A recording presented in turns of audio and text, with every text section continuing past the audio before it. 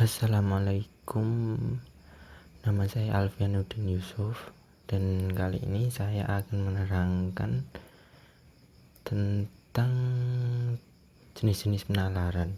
Ada dua jenis metode dalam menalar atau penalaran, yaitu deduktif dan induktif. Yang pertama itu deduktif. Penalaran deduktif adalah proses penalaran yang berlaku khusus berdasarkan atas fakta yang bersifat umum. Contoh yang pernyataan umum, pengembangbiakan dengan cara mencangkok menghasilkan tanaman baru yang cepat berbuah. Terus pernyataan khusus, pohon jambu Pak Tony adalah hasil cangkokan. Dari kesimpulan pernyataan khusus, berarti bahwa pohon jambu Pak Tono menghasilkan tanaman baru yang cepat. Dan penalaran deduktif ada beberapa macam. Yang pertama, silogisme. Silogisme adalah suatu proses penarikan kesimpulan secara deduktif, disusun dari dua proporsi, pernyataan dan kesimpulan. Dan fakta lain bahwa silogisme adalah tiga rangkaian yang terdiri dari dua pendapat dan satu kesimpulan. Contohnya, PU ada premis umum, PK premis khusus, S silogisme. Contohnya seperti ini. Setiap orang asing harus memiliki izin kerja jika ingin bekerja di Indonesia. Terus PK-nya premis khusus, Peter Witt itu orang asing. S silogismenya, jadi Peter Witt harus memiliki izin kerja jika ingin bekerja di Indonesia. Selanjutnya, entimen. Entimen adalah penalaran deduksi secara langsung dan dapat dikatakan pula silogisme premisnya dihilangkan atau tidak diucapkan karena sudah sama-sama diketahui. Contoh, proses fotosintesis memerlukan sinar matahari. Pada malam hari tidak ada matahari, pada malam hari tidak mungkin ada fotosintesis. Dan selanjutnya, penalaran induktif.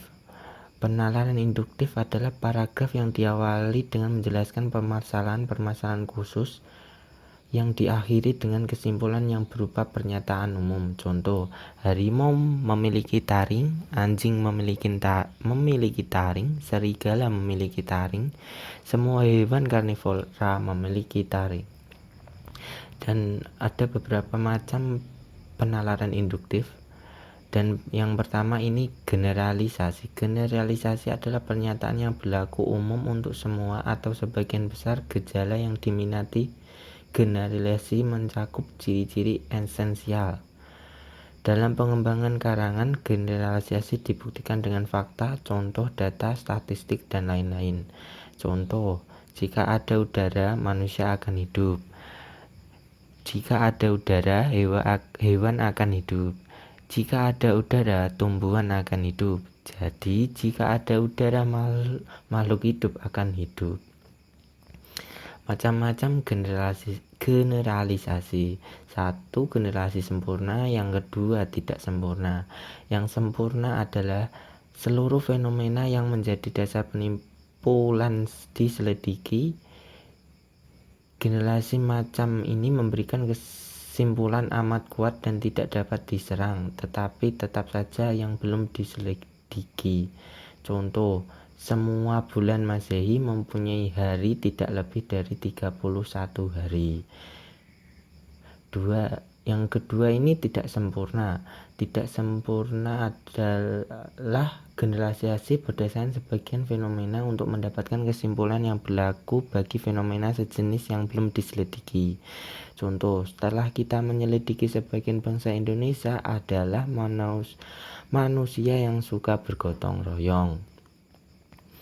Terus ini lanjutan induktif analogi. Analogi adalah cara penarikan penalaran secara membandingkan dua hal yang mempunyai sifat yang sama. Contoh, Nina adalah lulusan Universitas Gunadarma. Nina dapat menjalankan tugasnya dengan baik. Ali adalah lulusan Akademi A. Oleh sebab itu, Ali dapat menjalankan tugasnya dengan baik. Hubungan kasual atau sebab akibat. Hubungan kausal adalah penalaran yang diperoleh dari gejala yang saling berhubungan. Ada 3 jenis hubungan kausal. Yang pertama, sebab akibat. Terlihat pada suatu penyebab tidak jelas terhadap sebuah akibat yang nyata. Contoh, karena PLN mengalami gangguan menyebabkan mati lampu di perumahan Cibubur. Yang kedua, akibat sebab. Akibat sebab ini dapat dilihat pada peristiwa seorang pergi ke dokter.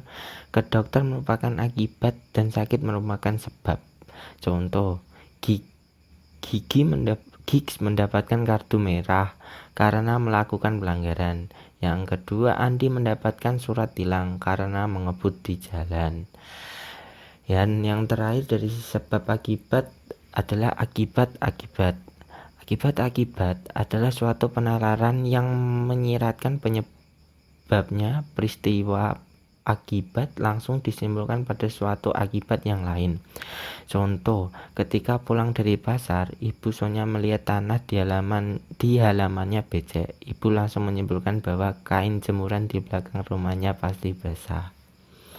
Sekian dari saya. Wassalamualaikum warahmatullahi wabarakatuh.